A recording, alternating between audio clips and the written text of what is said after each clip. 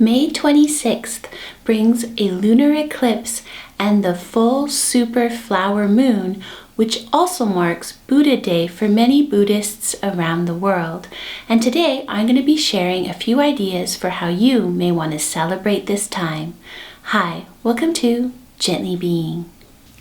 Before I share some ideas for how you may want to honor this full moon, I thought I would just go over some of the themes and maybe how you will be feeling around this full flower moon. So since it's a lunar eclipse, you may be feeling a little extra intense and that things are very fast moving. Also, a lunar eclipse is often like a time of a reboot. So you may be feeling yourself pushed forward in some way or starting anew. And a really wonderful way is to think about things you can shed so that when this reboot happens, you can really move forward in a way that you wish, in a way of intention. Some of the themes around this moon are belief systems, truth, justice, and there may be a new way of looking at things, an altered way of seeing things. New truths may be exposed to you at this time.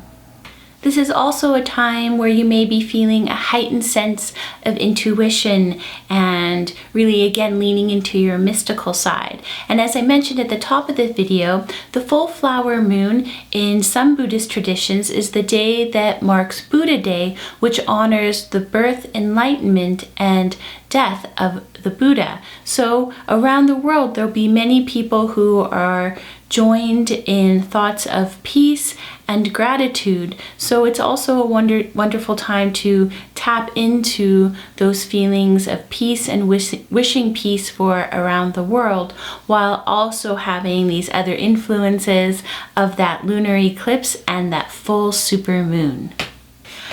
Idea number 1 is to grab your journal and keep it by your bed the day before, the day of, and the day after the full moon.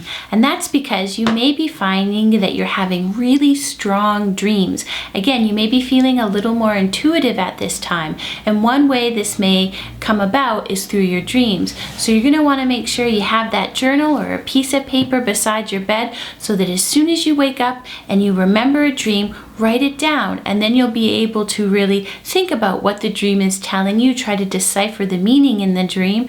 And sometimes we can't do that all right away, and if we write it down, we can revisit it to see what our dreams were telling us. Idea number 2 is to release what you feel is holding you back. As I mentioned, this is also a time of a lunar eclipse, which is a really good time of a reboot. But to really maybe move forward with more intention, you may want to release anything you feel is holding you back. One way to do this is to just take a little piece of paper and write down what you feel is holding you back.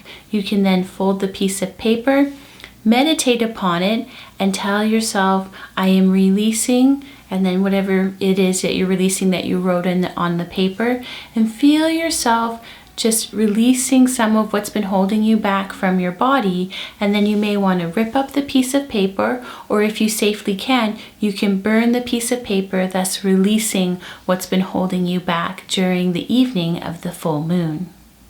The next idea is to have a flower offering to the flower moon. And you can do this by simply gathering whatever flowers are around you in your yard or in a park outside. If you don't have that available to you, if you can, you may just want to grab a couple flowers from a florist, but really you can even just, gather up some dandelions that are in the cracks of the pavement around your apartment or in parks. And you may want to just, wrap a little bit of twine around them and leave them out as an offering to the moon. Or if you have an altar space or a sacred space within your home or apartment, then you can leave them out as an offering to the moon while also celebrating that energy of the flowers around the full flower moon. Do a meditation. Again, this is also for many Buddhists Buddha Day, and you may want to do a meditation for peace. I'll be sharing a full flower moon meditation next week, a few days before the full moon, if you want a guided meditation. But you can also just do any meditation that you like, or just find somewhere quiet where you can sit or lie down in peace and comfort. And even just on your in-breath and your out-breath, feel yourself breathing in peace and breathing out peace, and joining that peaceful feeling that's going around throughout the world as we mark Buddha Day and also the full flower moon. You may want to try doing a sacred seeing practice during or around the full moon, since this is a time where you may be able to see things a little differently or have different truths exposed to you.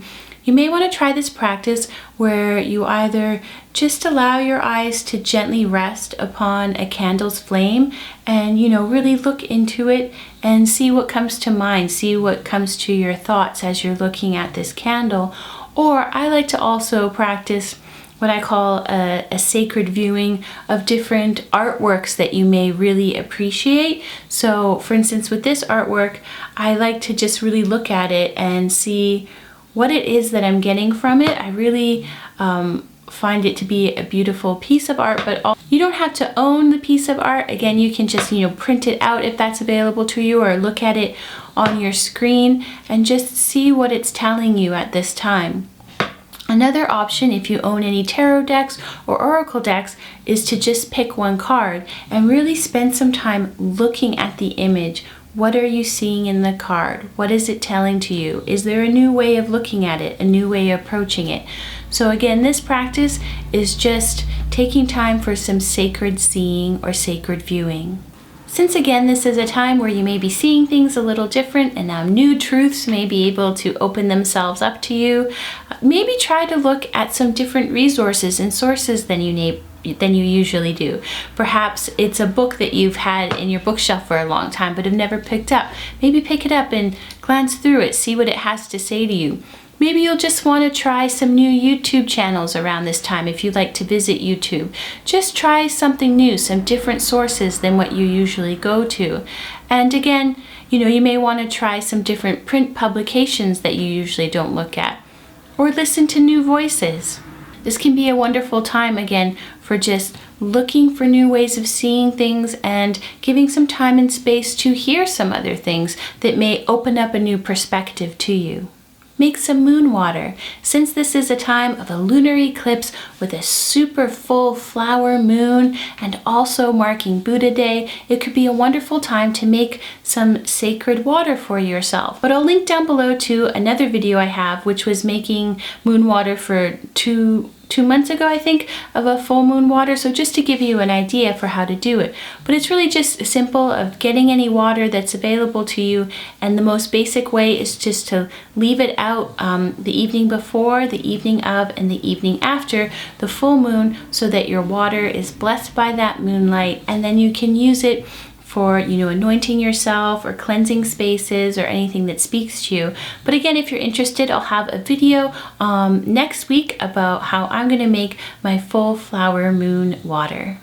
And lastly, focus in on your intention. Did you set a new intention during the last new moon?